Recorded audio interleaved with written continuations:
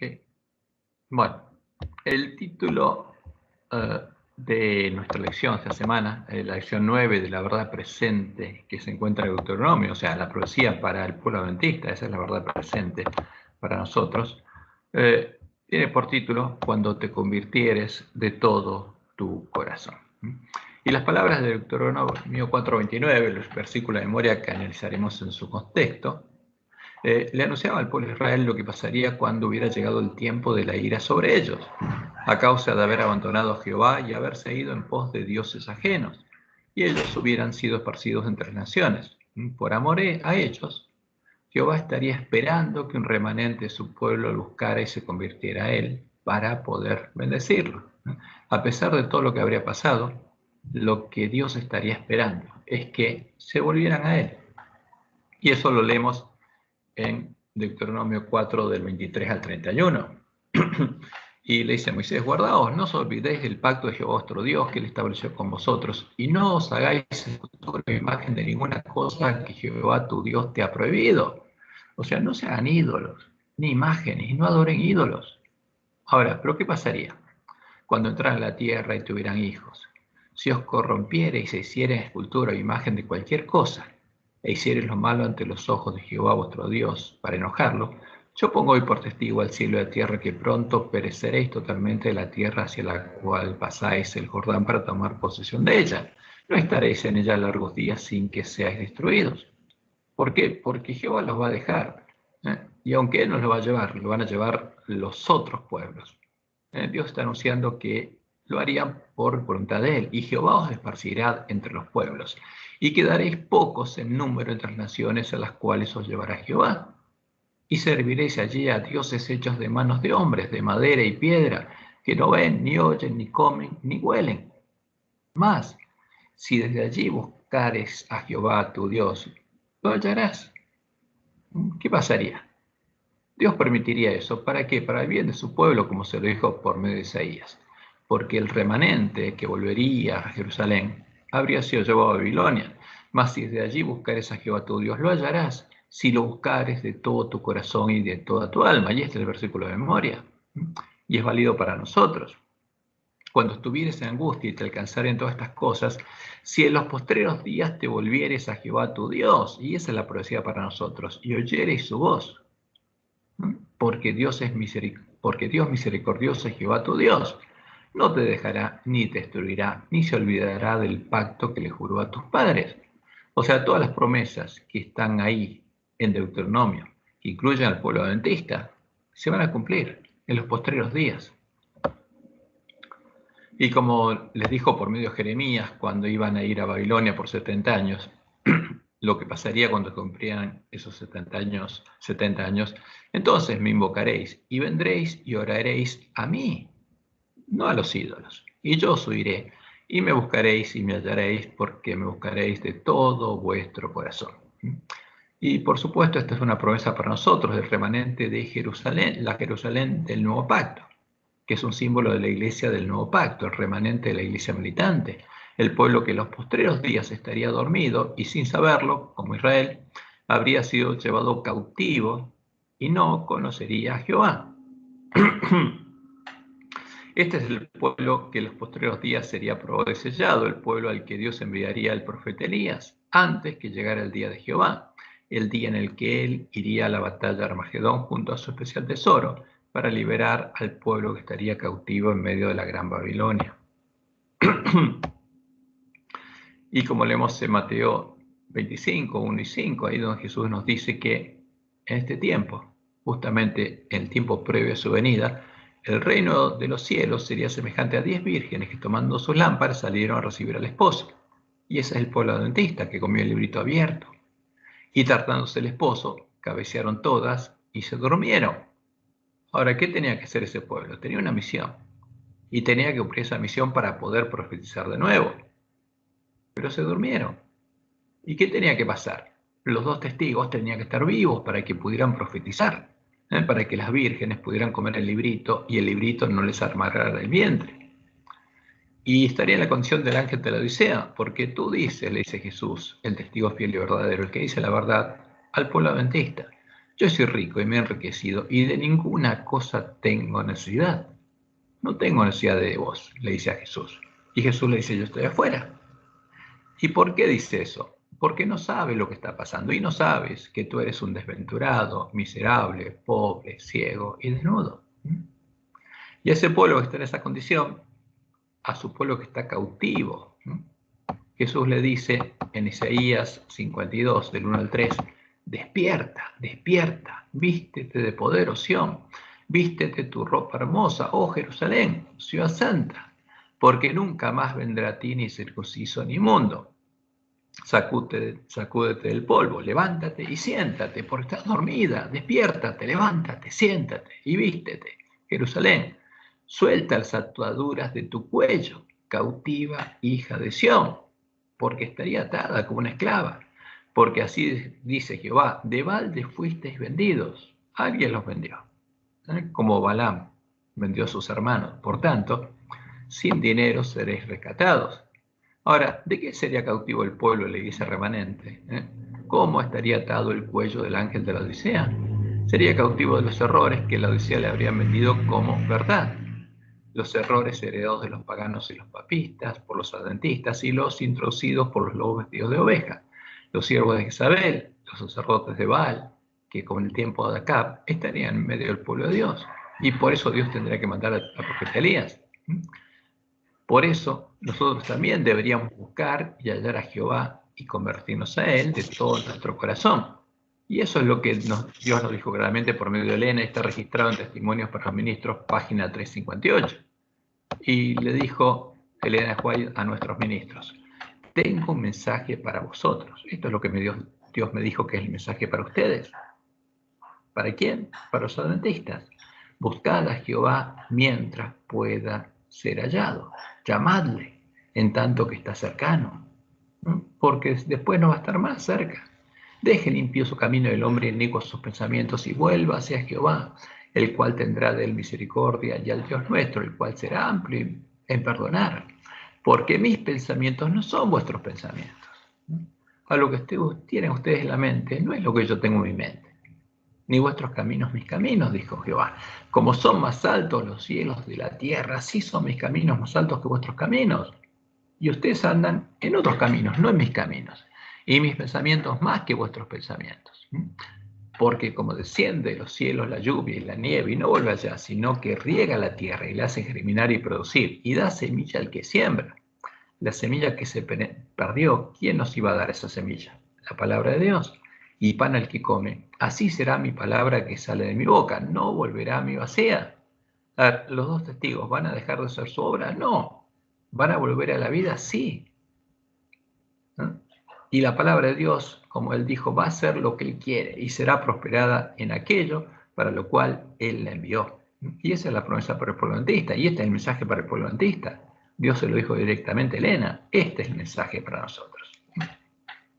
Ahora, en nuestra lección aparecen algunos conceptos que no vienen de la palabra de Dios. Y uno es la idea cristiana, entre comillas, de la corrupción humana básica.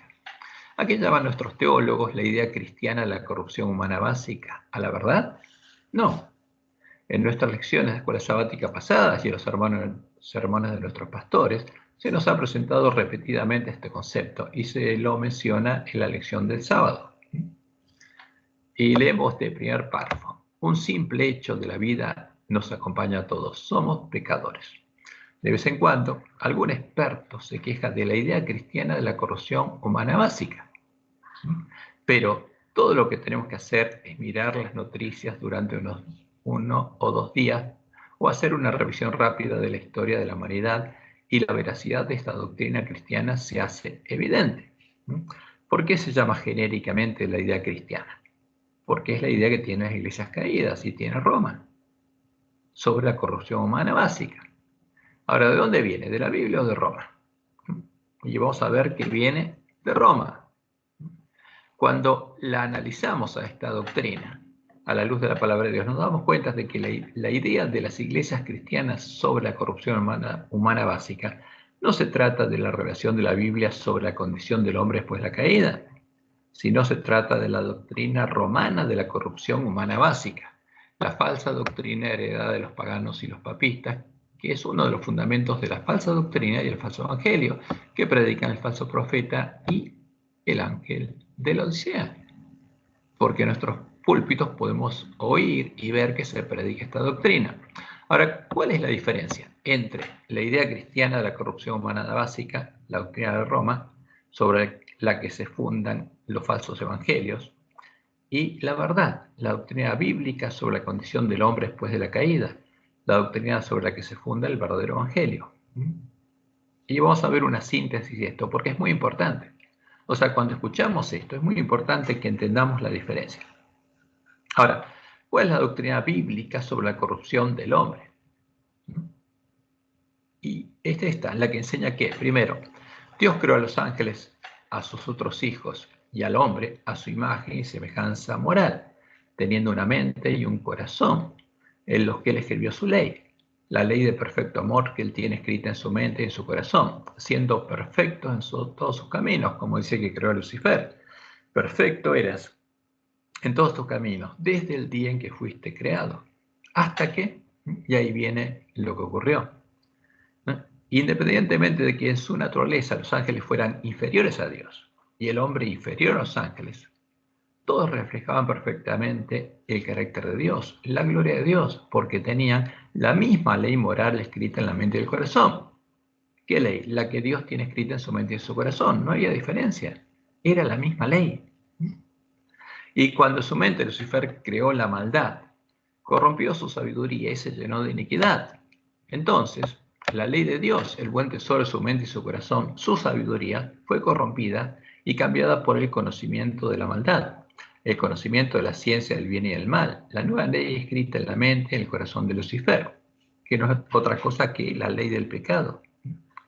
Y esa ley lo transformó en el primer árbol malo que da frutos malos y no puede dar frutos buenos.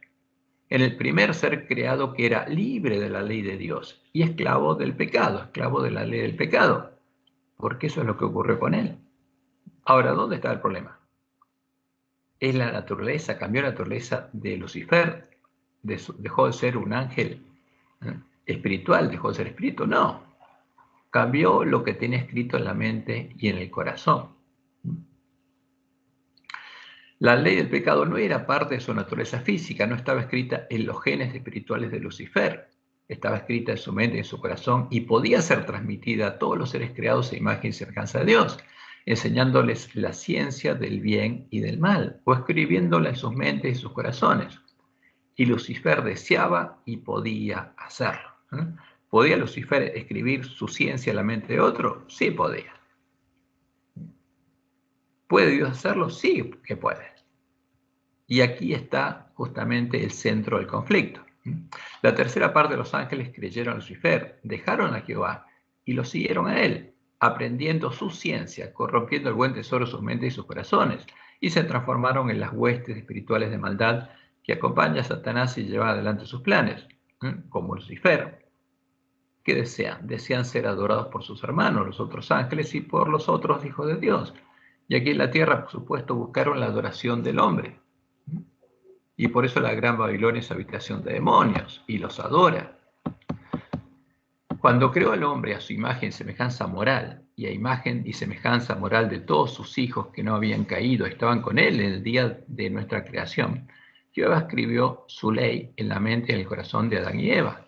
Implantó en el Edén 2 árboles cuyo fruto era bueno para comer: el árbol de la vida y el árbol de la ciencia del bien y el mal.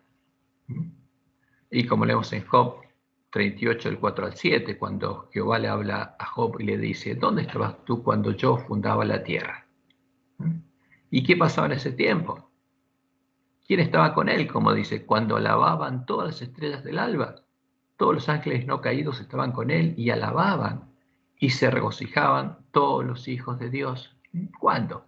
Cuando él puso la piedra angular de la tierra, como dice. ¿O quién puso su piedra angular? Cuando alababan todas las estrellas del alba y se regocijaban todos los hijos de Dios. Y eso es lo que Jehová nos dice.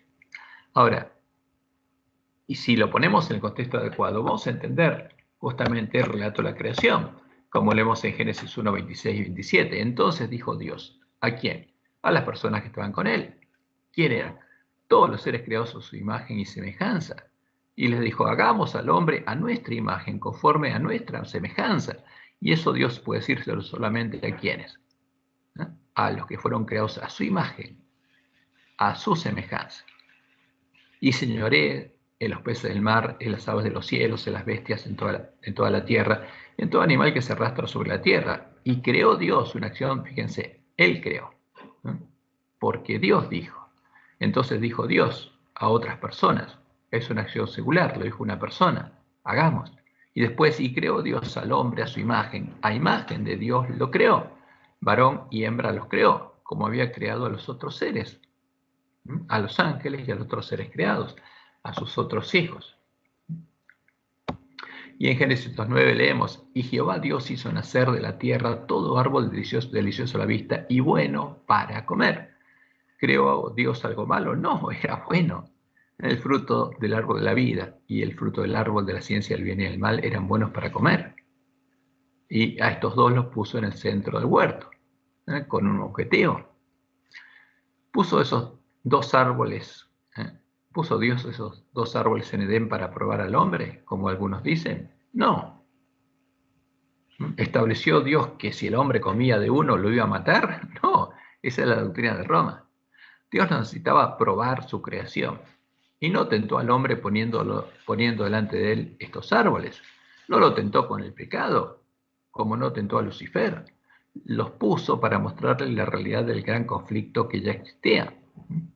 Como leemos en Santiago 1:13, cuando alguno es tentado, no diga que es tentado de parte de Dios, porque Dios no puede ser tentado por el mal, ni Él tienta a nadie.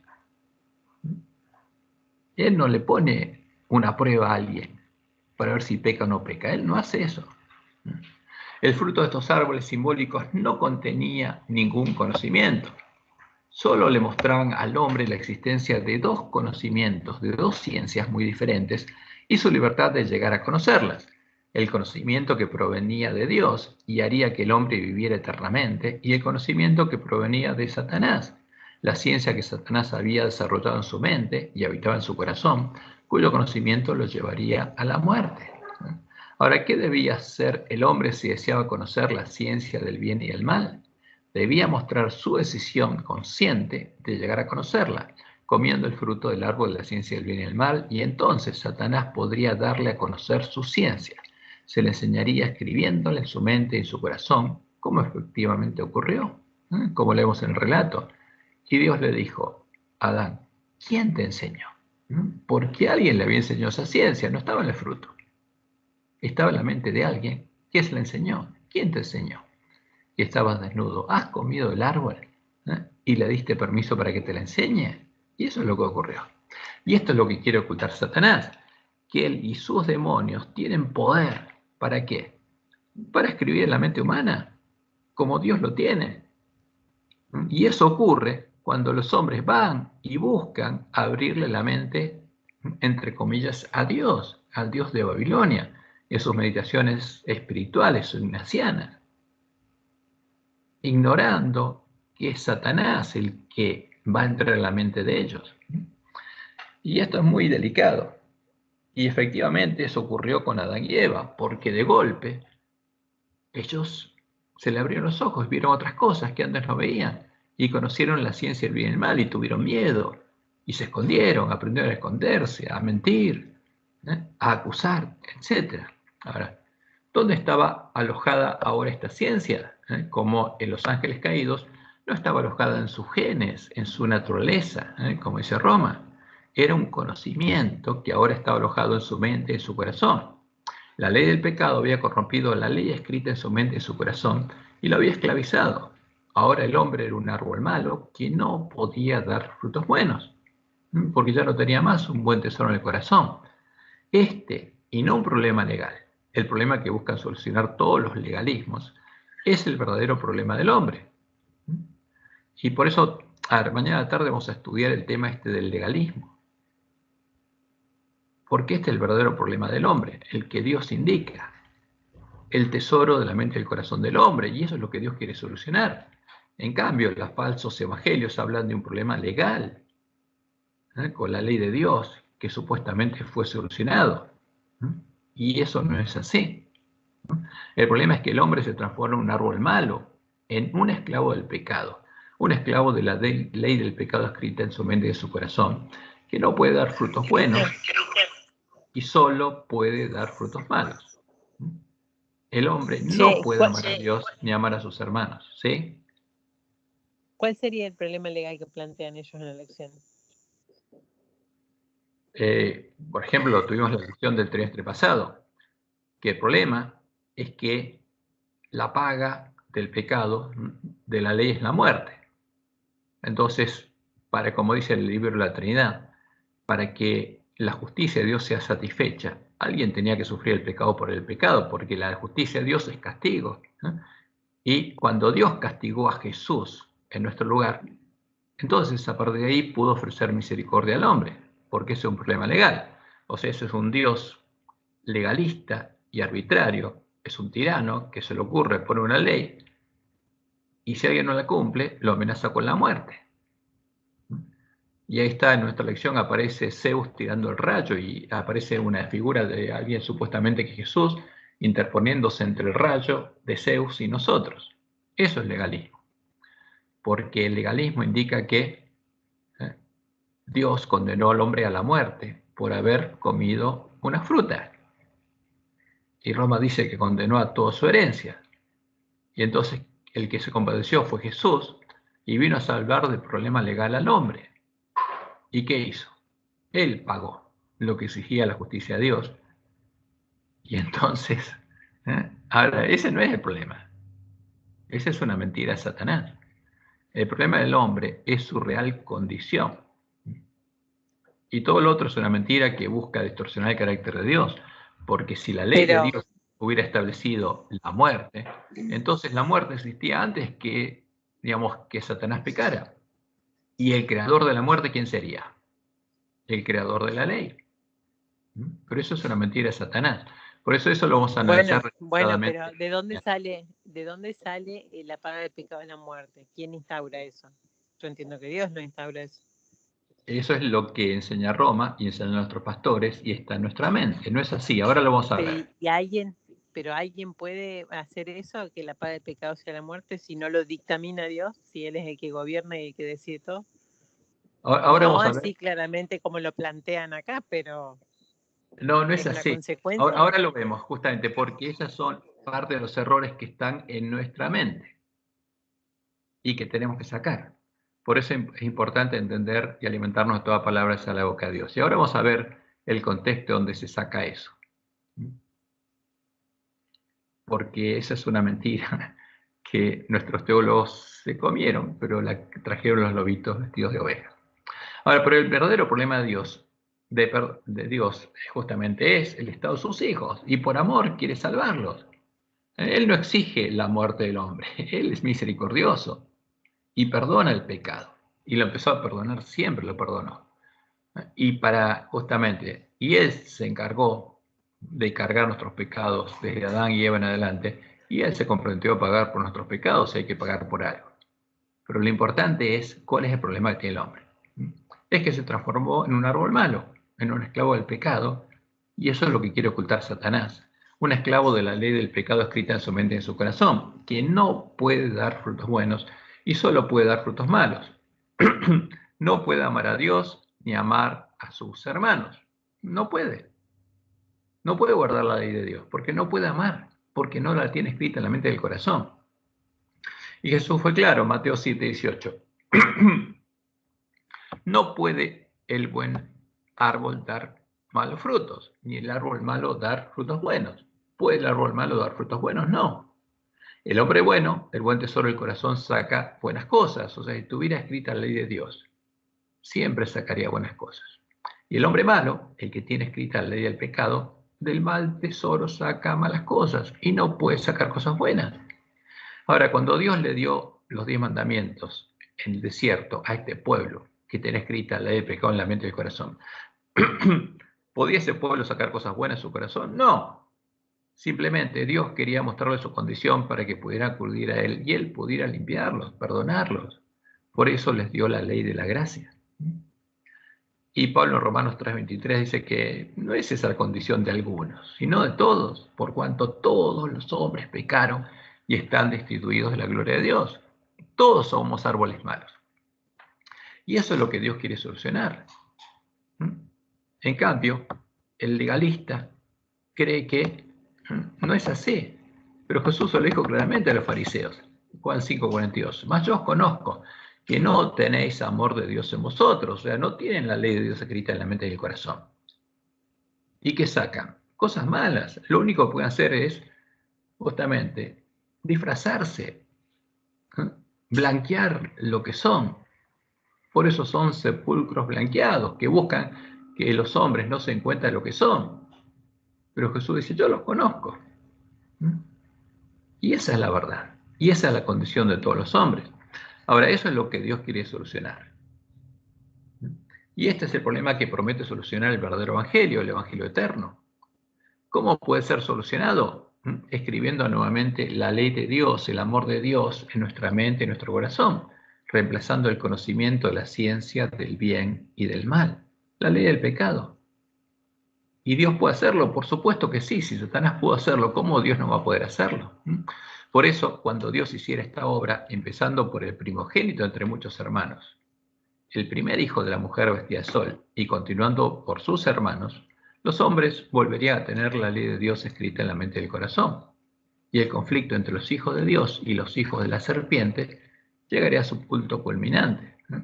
Porque Génesis 3:15 no podría cumplirse hasta que no hubiera una simiente de la mujer. Y pondré enemistad entre ti y la mujer. Y esta mujer simbólica es la que daría a luz los hijos de Dios. Y entre tu simiente y la simiente suya. La simiente de Satanás son los que tienen escrita la ley de Satanás en la mente, y la simiente de la mujer son las que tendrían la ley de Dios escrita en la mente. Esta te herirá en la cabeza y tú le herirás el calcañar. O sea, ¿quién te va a vencer? Esta va a vencer, la simiente de la mujer. Porque ese es el conflicto. O sea, ¿quién es el dueño de nuestra mente y de nuestro corazón? ¿Quién escribe en nuestra mente y nuestro corazón su ley? Y en Apocalipsis 12:1 y 2 leemos, apareció en el cielo una gran señal, una mujer vestida de sol. ¿Vestida de quién? Reflejando la gloria de Dios, con la luna debajo de sus pies y sobre su cabeza una corona de 12 estrellas. O sea que no es justamente otra cosa que un símbolo de la iglesia triunfante, del pueblo de Dios. Y estando encinta, clamaba con dolores de parto en la angustia del alumbramiento, porque daría a luz hijos en la angustia, porque esos hijos estarían por dar a luz, serían perseguidos. Pero ¿qué pasó en el Edén? Se había llenado de iniquidad la mente del hombre, como se llenó la mente de Lucifer, porque la mente de Lucifer se llenó de iniquidad y pecó. Y la respuesta es no. Su mente había sido contaminada e iba a dar frutos malos, pero aún no se había llenado de iniquidad, aún no se había convertido en parte de la simiente de la serpiente. Siendo pecador, estaba la semilla, pero aún no era ampliamente hijo de Satanás. Siendo pecador, un árbol malo, el hombre aún podía creer a Dios y elegir serle fiel, y por la fe en sus promesas, en el Evangelio eterno, ser justificado gratuitamente sus pecados, como lo fue Abel, y heredar la salvación y la vida eterna. O podía elegir seguir a Satanás en sus caminos hasta llenar su mente de iniquidad y llegar a conocer las profundidades de Satanás, hasta llegar a ser plenamente sus hijos y parte de la simiente de la serpiente, como ocurrió con Caín y con los antediluvianos, como leemos en Génesis 4:8. Y dijo Caín a su hermano Abel, salgamos al campo. Y aconteció que estando ellos en el campo, Caín se levantó contra su hermano Abel y lo mató. Y como dice Juan, en eso se manifestó que era un hijo de quién? No de Dios, sino del diablo. Ya era hijo de Satanás. Y en Génesis 6:5 leemos, y vio Jehová que la maldad de los hombres era mucha en la tierra, y que todo designio de los pensamientos del corazón de ellos era de continuo solamente al mal. Su mente se había llenado de iniquidad. ¿Y había opción para ellos? No, ya no había vuelta atrás. Y por eso Dios decidió poner un límite. y solo Noé halló gracia ante los ojos de Jehová. Y de Noé, de ese remanente, ¿no?, que Dios protegió, vendría el Mesías. Y cuando llegó el tiempo de la ira sobre Judá y Jerusalén, Dios le reveló a su pueblo cuándo empezaría a existir la simiente de la mujer, ¿eh? La simiente que vencería a la serpiente y a su simiente. ¿Sí? A ver, ¿ahí se escucha? Pero Sí, solo Noé halló ante los ojos de Jehová, pero él estuvo predicando muchísimos años para que también otros hallen gracia ante los ojos de Jehová. 120 años. ¿Y qué pasó? Tal cual. Ninguno se volvió. O sea, no es que, claro, pero porque dependió de los otros, no de Jehová, que no quisieron. Llegó ese tiempo, estaban llenos de iniquidad, y a pesar de eso, Dios los llamó. Y ellos eligieron. Porque siempre pasa lo mismo va a pasar en Fuerte Pregón. Como dice Apocalipsis, cuando habla justamente de las 7 trompetas, Apocalipsis 9, y los otros, los que después de la 6ª trompeta, ni aún así dejaron de orar a los demonios, y ya Dios no puede hacer nada por ellos. Ahora, pero volvamos a seguir el encadenamiento de cómo Dios reveló las cosas. Cuando llegó el tiempo de la ira sobre Judá y Jerusalén, Dios le reveló a su pueblo cuándo empezaría a existir la simiente de la mujer, la simiente prometida, cuándo empezaría a circuncidar a su pueblo en el corazón. Y esa promesa se empezaría a cumplir con la venida del Mesías, el hijo de David según la carne, nuestro hermano en la carne, el primer hijo de Adán que, teniendo nuestra carne, nuestra naturaleza humana enferma, debilitada y degradada por el pecado, llegaría a tener la ley de Dios escrita en la mente y el corazón. Porque nuestra naturaleza degradada no es un impedimento a que Dios escriba su ley en nuestra mente y en nuestro corazón, ¿no? Y él sería el primer hombre en el que se volvería a ver la gloria de Jehová. Y en Salmos 48 leemos: me complazco en hacer tu voluntad, oh Dios mío, y tu ley está en medio de mi corazón, porque habría un hombre, el primero, en el que se cumpliría esta promesa. Y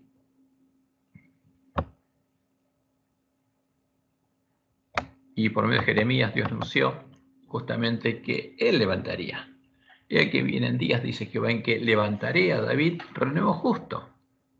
Y David ya estaba muerto, ¿no? Pero Dios le había prometido a David que el Mesías tendría su carne y sería su hijo, ¿no?, y que Jehová lo engendraría. Y levantaría a David renuevo justo y reinará como rey, el cual será dichoso, y hará juicio y justicia en la tierra. En sus días será salvo Judá, y Israel habitará confiado, y este será su nombre, con el cual llamará. ¿Cómo lo llamaría? Los que lo conocieran lo llamarían Jehová, porque Jehová sería nuestra justicia, porque el Dios fuerte, el Padre eterno, sería el príncipe de paz. Y Isaías dice lo siguiente: ¿quién ha creído a nuestro anuncio? ¿Y sobre quién se ha manifestado el brazo de Jehová? Subirá cual renuevo delante de él. ¿Quién? El Mesías, el renuevo de Jehová. Y como raíz de tierra seca, no hay parecer en él ni hermosura. O sea, ¿qué naturaleza tenía? La de sus hermanos, pero incluso entre sus hermanos habría alguno que tuviera parecer y hermosura, pero no en él. Lo veremos más inatractivo para que le deseemos, porque lo importante de Jesús no era la parte física, sino lo que tenía escrito en la mente y el corazón. Despreciado y desechado entre los hombres, varón de dolores, experimentado en quebrantos, y como que escondimos de él el rostro, fue menospreciado y no lo estimamos. Ciertamente llevó él nuestras enfermedades, porque tenía nuestra naturaleza degradada. Sí, claro que sí. Se enfermó, por supuesto que sí. No era diferente a nosotros. Y sufrió nuestros dolores. Y nosotros le tuvimos por azotado, por herido de Dios y abatido. Mas él herido fue por nuestras rebeliones, molido por nuestros pecados. El castigo de nuestra paz fue sobre él, y por su llaga fuimos nosotros curados. Porque ese es el Evangelio. ¿Qué pasó? Habría un hombre, sería como nosotros, que tendría nuestra carne y que volvería a tener la ley de Dios escrita en la mente y el corazón. Y eso es lo que Dios quiso mostrarnos, que es posible. Y Satanás quiere ocultarnos para decirnos que eso es imposible. Y como dice el autor de Hebreos, en Hebreos 5, del 7 al 10, y Cristo en los días de su carne, ofreciendo ruegos y súplicas con gran clamor y lágrimas al que le podía librar de la muerte, fue oído a causa de su temor reverente. Y aunque era hijo, por lo que padeció, aprendió la obediencia, porque tenía que seguir el camino que Dios le mostraba. ¿Para qué? Para no caer. Y por fe obedeció. Y abrió el camino que tenemos que seguir nosotros. Y habiendo sido perfeccionado, porque en ese camino de obediencia Dios lo perfeccionó, vino a ser autor de eterna salvación para todos los que le obedecen. Y fue declarado por Dios sumo sacerdote, según el orden de Melquisedec. ¿Podría Dios escribir su ley en la mente y en el corazón de una persona que tuviera la carne enferma y degradada del hombre? Y claro que sí. ¿Podría un hombre que tuviera esta carne llegar a reflejar la gloria de Jehová y tener su carácter, tener su nombre escrito en su frente? Sí. Esa es la promesa del Evangelio eterno y la promesa del pacto de Dios con Cristo. La promesa que el Evangelio reino de Dios anunciaba y se empezó a cumplir en Jesús, el primogénito entre muchos hermanos, y se cumpliría en sus hermanos cuando Dios nos redimiera de la esclavitud del pecado, comprándonos por precio, y comenzara el año de la buena voluntad de Jehová, lo que Jesús vino a predicar que había llegado. Como dice Isaías 53, cuando haya puesto su vida en expiación por el pecado, porque tenía que ponerla a él voluntariamente, por el gozo puesto delante de él, verá el linaje. ¿Y cuál era el gozo? Y ver justamente que sus hermanos, los esclavos del pecado, que él los liberaría de esa esclavitud, llegarían a ser transformados por su Padre a su imagen y serían libres de la ley del pecado. Verá el linaje, vivirá por largos días, y la voluntad de Jehová será en su mano prosperada. Verá el fruto de la aflicción de su alma y quedará satisfecho. Por su conocimiento justificará mi siervo justo a muchos y llevará las iniquidades de ellos. ¿Y por qué sería justo? Porque la ley de Dios estaría escrita en su mente y en su corazón. Por tanto, yo le daré parte con los grandes y con los fuertes repartirá despojos, por cuanto derramó su vida hasta la muerte y fue contado con los pecadores. Murió en nuestro lugar, habiendo él llevado el pecado de muchos y orado por los transgresores. Y ahí Dios cumplió su promesa y empezó a circuncidar a su pueblo en el corazón, para que ese pueblo amara a Jehová su Dios con todo su corazón y con toda su alma, a fin de que viviera, para que tuviera vida, para que comiera del fruto del árbol de la vida. Y en Jeremías, justamente, ¿qué había prometido? Escribir su ley en la mente y el corazón de su pueblo, para que su pueblo lo conociera. Y eso empezó a hacerlo ahí. Y en Ezequiel habría prometido limpiar a su pueblo y darle un corazón nuevo y una mente nueva, un espíritu nuevo, en los que él escribiría su ley, y quitar el corazón de piedra y darnos un corazón de carne, y poner dentro de nosotros su espíritu, o sea, él estar presente y hacer que andemos en sus estatutos y guardemos sus preceptos y los pongamos por obra. Y esas son las promesas del Evangelio. Ese es el Evangelio. Y Jesús dice, como el Padre me ha amado, así también yo os he amado. ¿Con qué? Con el amor del Padre, porque tengo su ley escrita en mi mente y en mi corazón. Yo he guardado los mandamientos de mi Padre y permanezco en su amor. Y el mandamiento que nos dio es que nosotros sigamos sus caminos y que nos amemos como Él nos amó. Pero para eso necesitamos tener la ley de Dios escrita en la mente y el corazón.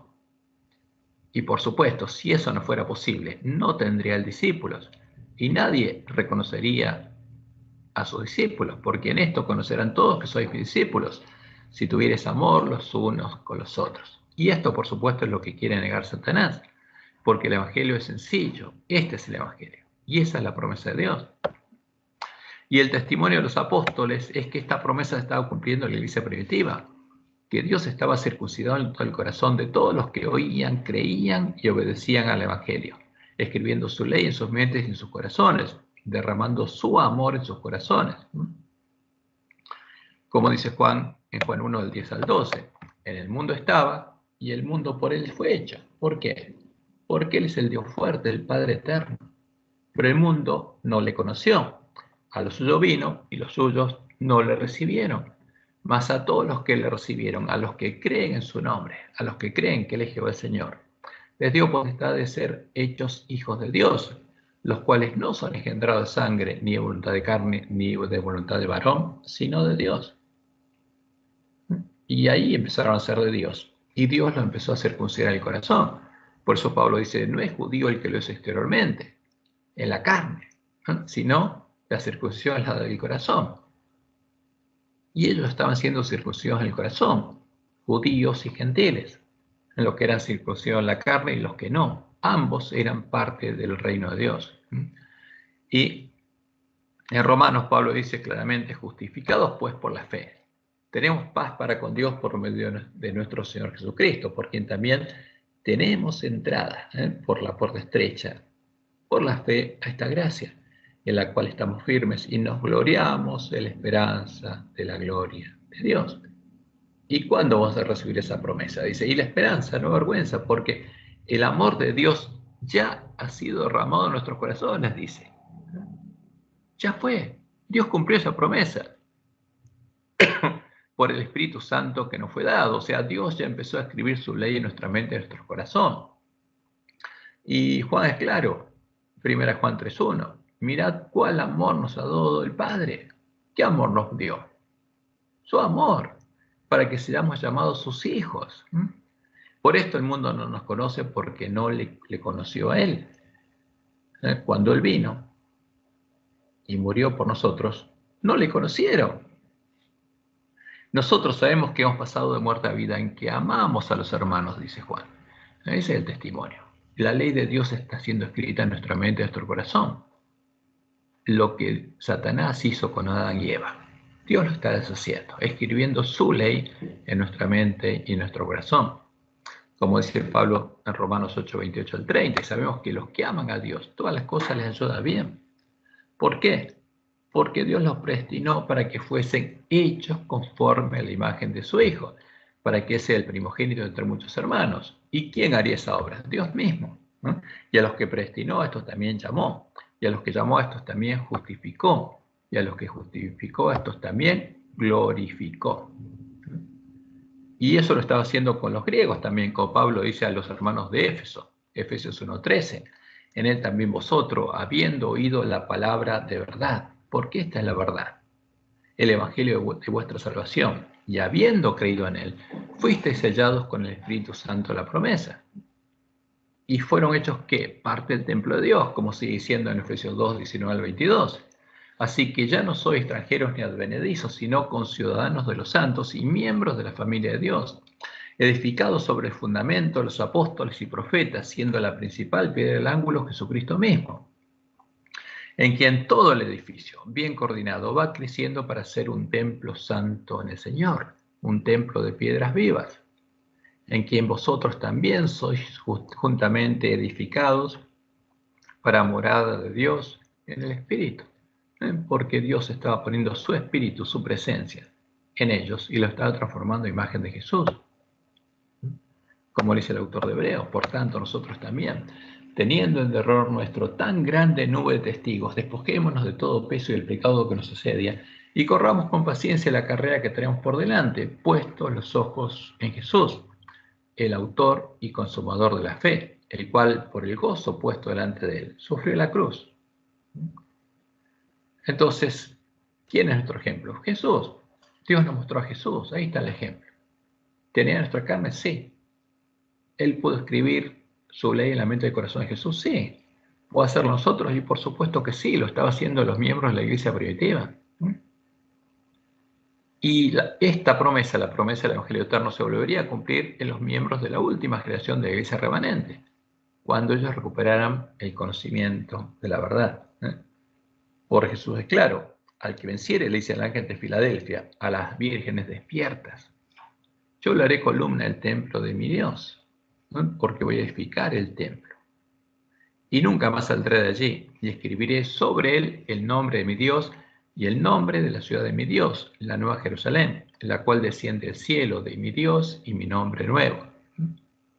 Y como dice Elena, los que reciban el sello del Dios vivo y sean protegidos en el tiempo de angustia, deben reflejar plenamente la imagen de Jesús, porque el sello de Dios, el sello de calidad que indica que Dios completó la primera parte de su obra y ya escribió su ley en la mente y el corazón de los sellados, y que reflejan plenamente la imagen de Jesús. Y como dice la palabra profética más segura en Apocalipsis 14, el 1 al 5, después miré, y aquí el Cordero estaba en pie sobre el monte de Sión, y con él 144.000 que tenían el nombre de él y de su Padre escrito en la frente. ¿Por qué? Porque tenían la ley de Dios escrita en la mente y el corazón. Y estos son los que, como los que entraban a Canaán, no se contaminaron con mujeres, pues son vírgenes. Estos son los que siguen al Cordero por donde quiera que va. Estos son los que tienen la fe y el testimonio de Jesús. Estos fueron redimidos de entre los hombres como primicias para Dios y para el Cordero. Y en sus bocas no fue hallada mentira. Estos son los que arreglan sus lámparas, pues son sin mancha delante del trono de Dios. Ya son parte de la esposa del Cordero, las primicias de la esposa del Cordero. Y como lo dice la profecía, luego toda la tierra sería iluminada por la gloria de Jehová, y todo el pueblo que estuviera en medio de la gran Babilonia sería llamado a salir de ella, para dejar de participar sus pecados, los pecados de ella y el falso profeta, lavar sus ropas en la sangre del Cordero y entrar por las puertas de la ciudad de Dios, para poder comer del fruto del árbol de la vida, porque está disponible para nosotros, porque el que come el fruto del árbol de la vida vuelve a tener escrita la ley de Dios en la mente y el corazón, como el que comió del otro fruto tuvo la ley de Satanás escrita en la mente y el corazón. Ahora el que come el fruto del árbol de la vida va a tener escrita la ley de Dios, y ese es el llamado para el pueblo que está en Babilonia. Ese es el evangelio que tenemos que predicar, que aún pueden comer del fruto del árbol de la vida, pueden tener la ley de Dios escrita en la mente y el corazón, pueden conocer a Dios y pueden tener el nombre de Dios escrito en la frente, y pueden beber del agua de la vida gratuitamente. Para llegar a conocer a Dios, tener la ley de Dios escrita en la mente y el corazón, volver a reflejar la gloria de Dios y tener su nombre escrito en su frente. Y ese es el verdadero evangelio. Esa es la verdadera promesa de Dios. Por eso nos dice, levántate, resplandece, porque ha venido tu luz y la gloria de Jehová ha nacido sobre ti. Porque aquí que tinieblas cubrirán la tierra y oscuridad las naciones, mas sobre ti amanecerá Jehová y sobre ti será vista su gloria. Y esto es lo que quiere negar el príncipe de este mundo. Y santificaré mi grande nombre, dice Jehová. Ezequiel 36:23. Y sabrán las naciones que yo soy Jehová, dice Jehová el Señor, cuando sea santificado en vosotros delante de sus ojos. ¿Qué tienen que ver? Tienen que ver mi nombre escrito en la frente de ustedes. Tienen que ver que son mis hijos. Y se tiene que ver antes de la segunda venida, antes que se cierre la puerta de la gracia, antes que llegue a su fin el año de la buena voluntad de Jehová.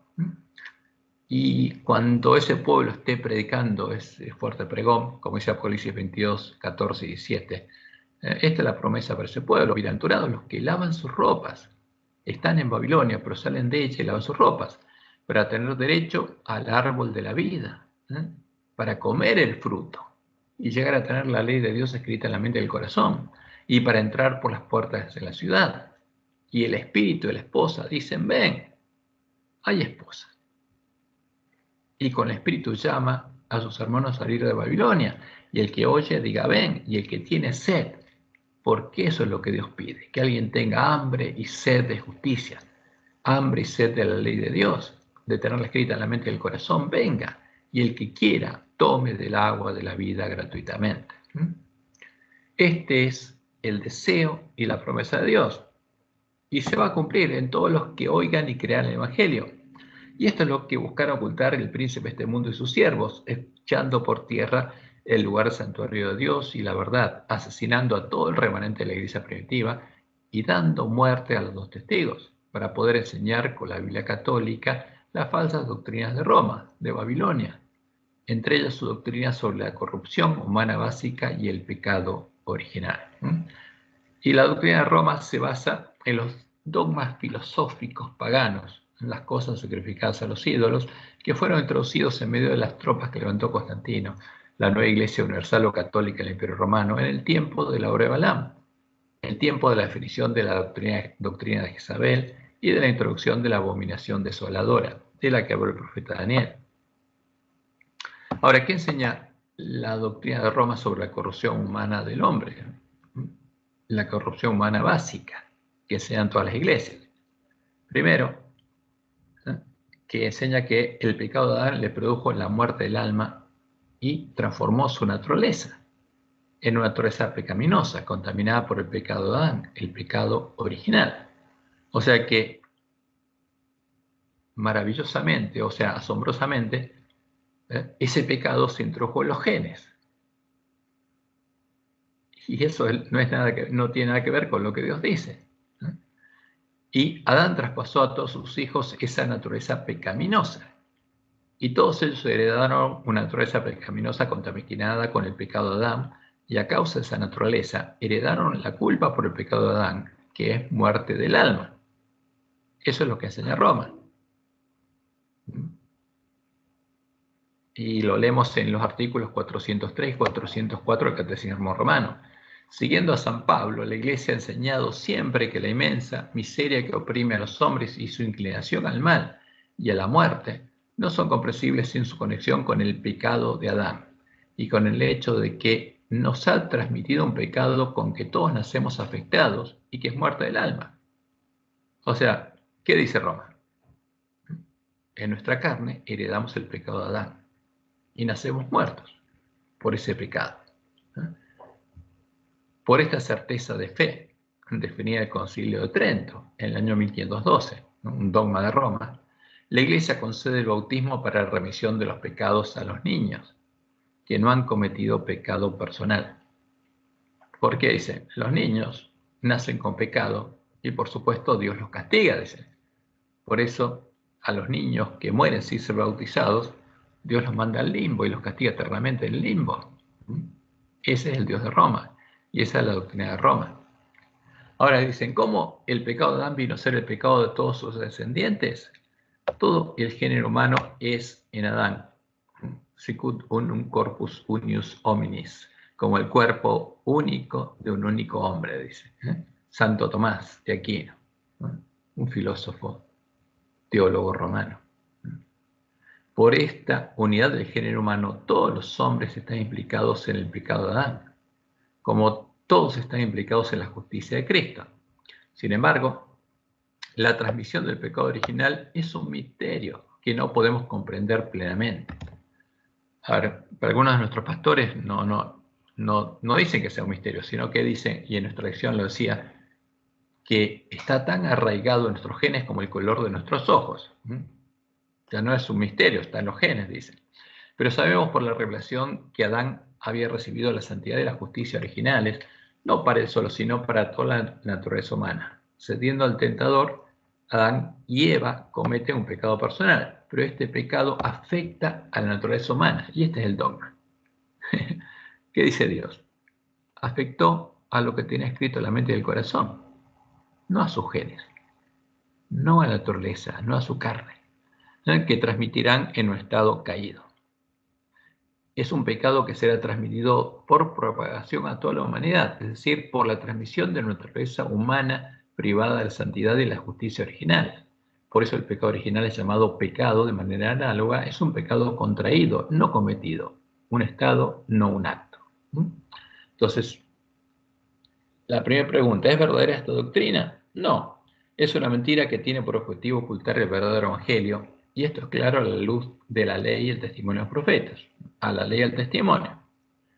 ¿Qué dice la ley de Moisés? Deuteronomio 24:16. Los padres no morirán por los hijos, ni los hijos por los padres. Cada uno morirá por su pecado. ¿Afecta el pecado del padre al hijo? No. Frente a Dios, no.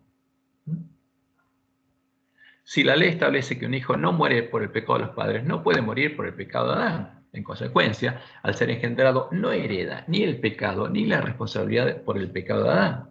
Este primer versículo alcanza para saber que la doctrina de Roma es falsa, es una mentira. Y el segundo encontramos, por ejemplo, en Ezequiel 18:20, de 20 al 23. ¿Qué dice ahí? El alma que pecare, esa morirá. El Hijo no llevará el Padre, ni el Padre llevará el pecado del Hijo. Y es claro esto, ¿no? Definitivo. El Hijo no lleva el pecado del Padre. ¿Los hijos de Adán llevaban el pecado de Adán? No, es una mentira. No lo llevaban. ¿Y los hijos de Adán llevaban el pecado de Adán y de sus padres? No. ¿Y nosotros llevamos el pecado de Adán y de toda la cadena que viene para nosotros? No, es una mentira de Roma. Jesús no era hijo de Adán, no era hijo de Abraham, hijo de David. Jesús cargó el pecado de Adán y David. No, es una mentira. Él nunca tuvo mancha de pecado. O sea, es evidente que esto es una mentira. Pero eso es lo que predican nuestros teólogos, porque creyeron una mentira. Dios nos dice claramente que el Hijo no lleva el pecado del Padre porque no lo hereda. Por esa causa sabemos que cuando el hombre es concebido, aunque sea concebido por un acto de pecado, como lo es el adulterio, no lleva sobre sí, no hereda ni el pecado de sus padres ni el de Adán. Y la segunda falsa doctrina de Roma se basa en el falso supuesto de la herencia de una naturaleza pecaminosa, una carne contaminada con el pecado, y define al falso Jesús, el anticristo, que no tenía nuestra carne, que no vino a nuestra carne, para no heredar el pecado de Adán, y en consecuencia no era hijo de David según la carne, no era nuestro hermano. Y como lo dice Juan en 1 Juan, ese es el anticristo. Tras la caída humana, dice Roma en artículos 410 y 411 del Catecismo, el hombre no fue abandonado por Dios, al contrario, Dios lo llama, Génesis 3.9, y le anuncia de modo misterioso la victoria sobre el mal y el levantamiento de su caída, Génesis 3.15. Este pasaje del Génesis ha sido llamado protoevangelio por ser el primer anuncio del Mesías Redentor, anuncios de un combate entre la serpiente y la mujer, y de la victoria final de un descendiente de esta. La tradición cristiana, y ahora empieza la tradición romana, ve en este pasaje un anuncio del nuevo Adán, que por su obediencia hasta la muerte en la cruz, se repara con sobreabundancia la descendencia de Adán. Por otra parte, numerosos padres y doctores de la Iglesia ven en la mujer anunciada en el protoevangelio la Madre de Cristo, a María, como nueva Eva. ¿Y qué es? Una nueva Eva que tiene una nueva carne, para que Jesús tuviera una carne que no es la nuestra. Perdón. Ella ha sido la primera y de una manera única, se benefició de la victoria sobre el pecado alcanzada por Cristo. Fue preservada de toda mancha de pecado original. ¿No? O sea, ella no heredó el pecado de Adán, no tenía la carne de Adán. Y durante toda su vida, por una gracia especial de Dios, no cometió ninguna clase de pecado. O sea, fue la primera que venció al pecado en la carne. Dogma de Roma, que es una mentira. Ahora, como podemos observar, para sostener esta mentira, Roma se inventó una nueva Eva, concebida con una carne inmaculada, que tuvo un hijo que heredó esa carne sin pecado. Ahora, ¿qué buscaba el príncipe de este mundo al inspirar estas doctrinas? Varias cosas. Entre ellas estas dos. Primero, crear la imagen del anticristo, la imagen a la que adora la bestia religiosa y llama Dios y Cristo, el falso Jesús, que no cumple con el anuncio de la ley de Moisés, los salmos y los profetas, como si los cumple el santo, el verdadero Jesús. Porque Jesús le mostró a sus discípulos todo lo que decía la ley de Moisés, los salmos y los profetas. Pero el anticristo no cumple nada de eso, porque no es hijo de Adán, no es hijo de Abraham, no es hijo de David, y no tiene nuestra carne. Y al crear anticristo, separan a Jesús de nosotros, porque nos muestran un falso Jesús, ocultando que el verdadero Jesús es nuestro hermano en la carne, llevándolo muy lejos de nosotros. Pero la profecía es que dice que no estaría muy lejos nuestro, ni el Mesías, que será nuestro hermano, ni el Evangelio, para ocultarnos la verdad, el verdadero camino, el verdadero Evangelio, y que nosotros podamos llegar a ser transformados en imagen de Jesús. Y lamentablemente eso es lo que predican nuestros teólogos, que dicen ¿qué cosa? Que nosotros tenemos el pecado en nuestra carne, y hasta que en la segunda venida seamos transformados, seguiremos siendo esclavos del pecado. Y justamente predican la esclavitud del pecado, que seamos sigamos siendo esclavos de Satanás, cuando el Evangelio nos tiene que liberar de eso, porque esa es la promesa de Dios, escribiendo su ley en nuestra mente y en nuestro corazón. Y por eso el ángel de la Odisea está en la condición que está, es desventurado, miserable, pobre, ciego y desnudo, porque no conoce la verdad y creyó a la mentira. Ahora, ¿cuál era el deseo de Dios? Porque justamente Dios conocía la condición del hombre. ¿Y cuál era su deseo? ¿Qué deseaba Jehová para su pueblo? Lo que él prometió hacer con nosotros cuando nos redimiera. Y ese deseo lo podemos ver expresado en las palabras de Deuteronomio 5, del 22 al 29. Y ahí viene el famoso mi yiten, porque ojalá es un deseo expresado por los hombres de que algo fuera diferente a lo que es. ¿Y qué dijo Jehová a su pueblo? Estas palabras habló Jehová a toda vuestra congregación en el monte, de medio del fuego, de la nube y de la oscuridad, a gran voz, y no añadió más. Y las escribió en 2 tablas de piedra, las cuales me dio a mí. Y aconteció que cuando vosotros oísteis la voz de medio de las tinieblas y visteis el monte que ardía en fuego, vinisteis a mí todos los príncipes de vuestras tribus y vuestros ancianos, y dijisteis: he aquí Jehová nuestro Dios nos ha mostrado su gloria y su grandeza, y hemos oído su voz de medio del fuego. Hoy hemos visto que Jehová habla al hombre y éste aún vive. Ahora pues, ¿por qué vamos a morir? Porque este gran fuego nos consumirá. Si oyéremos otra vez la voz de Jehová nuestro Dios, moriremos. Porque, ¿qué es el hombre para que oiga la voz del Dios viviente que habla en medio del fuego como nosotros la oímos y aún viva? Acércate tú y oye las cosas que dijere Jehová nuestro Dios, y tú nos dirás todo lo que Jehová nuestro Dios te dijere, y nosotros oiremos y haremos. Y oyó Jehová la voz de vuestras palabras cuando me hablabais, y me dijo Jehová: he oído la voz de las palabras de este pueblo, que ellos te han hablado. Bien está todo lo que han dicho. ¿Quién diera que tuviesen tal corazón? ¿Quién diera? Millitén, como dice, ¿eh? O sea, ojalá tuvieran tal corazón. ¿Pero tenía ese corazón? No, porque la ley de Dios no estaba en su corazón. Pero ¿qué deseaba Dios? Que tuvieran ese corazón, que tuvieran su ley escrita en la mente del corazón.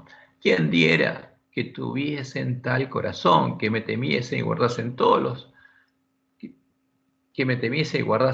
los días todos mis mandamientos, para que a ellos y a sus hijos les fuese bien para siempre? Eso es lo que Dios deseaba. Y por supuesto, eso es lo que buscaba hacer, porque eso es lo que él deseaba y prometió hacer: darnos un corazón para que lo temiésemos y guardásemos todos sus mandamientos todos los días de nuestra vida, para que a nosotros y a nuestros hijos les vaya bien para siempre. Y por supuesto, el deseo de Jehová era para el bien de su pueblo, y el objetivo de sus mandamientos era guiarlos por el camino en el que les iría bien, protegiéndolos de las amenazas y del fruto del pecado, para que les fuese bien. Pero ¿tenían ellos un corazón que los llevara a elegir la vida, que los llevara a temer y a amar a Jehová y a guardar todos sus mandamientos todos los días de su vida? No, no lo tenían. Por eso la exclamación de Jehová: ¿quién diera que tuviesen tal corazón? Como indica nuestra lección, el 21 de noviembre, Dios deseaba darles ese corazón, pero no podía, estaba limitado. Ahora, fíjense que nuestra lección dice otra cosa. ¿Qué se nos dice? Aquí está el Señor, el Dios creador, quien hizo el espacio, el tiempo y la materia, quien hizo que nuestro mundo existiera, quien insufló en Adán el aliento de vida, pronunciando una frase que generalmente se asocia con las debilidades y las limitaciones de la humanidad. Ahora, ¿por qué Dios no nos podía dar ese corazón? ¿Estaba limitado? Sí. ¿Qué ejemplo de la realidad del libre albedrío? Ahora, pero nuestros dirigentes lo asocian con libre albedrío, y no es así, porque aunque en ese tiempo el pueblo de Dios deseara que Dios escribiera su ley en la mente y el corazón de ellos, no podía. Aquí vemos que hay límites en lo que Dios puede hacer en medio del gran conflicto. Este uso de Millitén revela que ni siquiera Dios puede pisotear el libre albedrío, porque en cuanto lo hiciera ya no habría libre albedrío. Pero Dios no estaba hablando de eso. ¿Por qué? Porque en medio de ese pueblo, justamente los que entraron en Canaán son los que llegaron a conocerlo. Pero claramente Dios no podía hacerlo hasta que no nos redimiera. Y el problema no era nuestro libre albedrío, era que aún Él no nos había redimido. Por eso hizo la promesa del nuevo pacto, y lo hizo en la ley de Moisés, en Deuteronomio 30. No solo Dios estaba limitado por nuestro libre albedrío y no podía darles un corazón nuevo, sino porque aún no nos había redimido de la esclavitud del pecado. Esa es la verdadera causa. ¿Qué pasa en nuestro tiempo? Ya no está lo que limitaba a Dios en el tiempo del pacto con Israel, porque Dios ya nos redimió con la sangre de su Cordero, pero hay otras limitaciones, las que son fruto de la obra del príncipe de este mundo y el hombre de pecado. Primero, hasta que nosotros no reparáramos la brecha hecha por el Papa de la Santa Ley de Dios y recuperáramos el conocimiento de la verdad, no podríamos recibir la bendición de Dios y los lugares asolados no podrían ser reedificados. Esa es una limitación clara. Y por supuesto, Dios dice lo mismo del ángel de la Odisea: ojalá tuvieran ese corazón. Ojalá tuvieran oro refinado en fuego. Ojalá hubieran comprado ropas blancas para vestirse. Y para recuperar el conocimiento de la verdad, deberíamos ser despertados de nuestro sueño y deberíamos arreglar nuestras lámparas para que los dos testigos volvieran a la vida, porque si no, no podríamos conocer la verdad. Y cuando encontráramos la verdad, deberíamos entrar por la puerta estrecha al reino de Dios, nacer de Dios, ser libertados de la esclavitud del pecado y empezar a recorrer el camino angosto que lleva a la ciudad de Dios. Mientras hacemos la obra del profeta Elías, les damos el verdadero alimento a tiempo a nuestros hermanos, y Dios nos transforma en imagen de Jesús. En Juan 8, 31 al 32 leemos: si vosotros permaneciereis en mis palabras, seréis verdaderamente mis discípulos y conoceréis la verdad, y la verdad os hará libres. Ahora, ¿qué hizo Roma? Echó por tierra la verdad, para que la verdad no nos hiciera libres, para que no conociéramos que podemos elegir. Como Dios le mostró a Adán la verdad, que había dos caminos y él podía elegir. Ahora Satanás quiere ocultarnos la verdad. Por supuesto, él no respeta la libertad religiosa, no es como Dios. Tiene otra ley escrita en la mente del corazón. Pero Dios nos dijo que la encontraríamos, y por eso, en la primera visión que le dio Elena, nos anunció que habría una parte del pueblo adventista que recorrería el camino. Como Dios me ha mostrado el camino que el pueblo adventista ha de recorrer en viaje a la santa ciudad. El pueblo que va a recorrer ese camino y va a ser hecho columna del templo de Dios. Alcé los ojos y vi un sendero recto y angosto trazado muy por encima del mundo. El pueblo adventista andaba por ese sendero en dirección a la ciudad de Dios, que se veía en el último extremo. En el comienzo del sendero, detrás de los que ya andaban, había una brillante luz que, según me dijo un ángel, era el clamor de medianoche, el clamor que despierta a las vírgenes y les muestra cuál es el camino. Esa luz brillaba a todo lo largo del sendero y alumbraba los pies de los caminantes para que no tropezaran.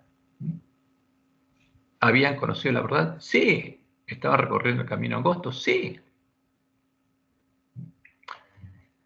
Y fíjense, y esto es importante, y lo tenemos en Romanos 6, 17 al 23, porque estas son las palabras que distorsionan la vista del falso profeta. Y contesta a la pregunta que le hicieron hace un rato. ¿Qué dice Pablo? Pero gracias a Dios que aunque erais esclavos del pecado, fíjense, en pasado, ¿qué le está diciendo a sus hermanos, los romanos? Ustedes eran esclavos del pecado, pero ya no. Habéis obedecido de corazón a aquella forma de doctrina en la cual fuisteis entregados y liberados del pecado. ¿Siguen siendo esclavos del pecado? No. No. Porque Jesús tomó el lugar de ellos y murió como esclavo del pecado. Ellos ya habían sido libertados del pecado. Ahí está recorriendo el camino angosto y estaban siendo transformados a imagen de Jesús. Vinisteis a ser siervos de la justicia, siervos de la ley que Dios está escribiendo en la mente y el corazón de ellos. Hablo como humano, por vuestra humana debilidad, que así como para iniquidad presentasteis vuestros miembros para servir a la inmundicia y a la iniquidad, porque ellos también se habían corrompido. Así ahora, para santificación. Presentad vuestros miembros para servir a la justicia. Porque cuando erais esclavos del pecado, tiempo pasado, erais libres acerca de la justicia. O sea, si uno tiene la ley del pecado escrita en la mente del corazón, es esclavo del pecado y es libre de la justicia, porque no la guarda. Ahora, si tiene la ley de Dios escrita en la mente del corazón, es libre del pecado, pero es esclavo de la justicia, porque ahora recorre ese camino angosto, que está muy por encima del mundo. Pero, ¿qué fruto teníais de aquellas cosas de las cuales ahora os avergonzáis? Porque el fin de ellas es muerte. Fíjese, esto es lo que extorsiona al bestia falso profeta. Pablo no está diciendo que Dios estableció que la paga que él iba a dar al pecador es la muerte. Está diciendo claramente que los siervos del pecado, que sigue el camino del pecado, el pecado los lleva ¿a dónde? A la muerte. Porque el fruto que teníais de aquellas cosas de las cuales ahora os avergonzáis. Pero ¿qué fruto teníais de aquellas cosas de las cuales ahora avergonzáis? Porque el fin de ellas es la muerte. Y la muerte no tiene nada que ver con Dios. Tiene que ver con Satanás y con el pecado y con la ley del pecado. Mas ahora que habéis sido libertados del pecado, que eran libres del pecado, y hechos siervos de Dios, tenéis por vuestro fruto la santificación y como fin la vida eterna. Porque la paga del pecado es muerte. No la paga Dios que da el pecado, la paga que el pecado da al pecador. Como la paga que la droga da al drogadicto, es muerte. Mas la dádiva de Dios, el regalo de Dios, es vida eterna en Cristo Jesús, Señor nuestro, porque Dios es el Dios de la vida. Y lo que se enseña es parte de los errores heredados de los paganos y los papistas, porque el Dios de la vida no es el que paga con la muerte, ni quema a los pecadores en el infierno, no paga con el mal. Ese es el padre de la maldad. Y esa es la verdad que tenemos que recuperar. ¿Para qué? Para conocerle y andar en el camino verdadero, y eso es lo que tenemos que mostrarle a nuestros hermanos. Por lo que Dios deseaba hacer con Israel, lo pudo empezar a hacer en el tiempo de la iglesia primitiva. Y ahora está deseando hacerlo con nosotros, porque ese es el deseo de Dios. ¿Y qué está esperando? Que lo busquemos y lo encontremos. Porque tenemos que buscarlo de todo nuestro corazón. Que Jehová los bendiga y los guarde y los guíe a toda verdad y tengan un hermoso y feliz sábado.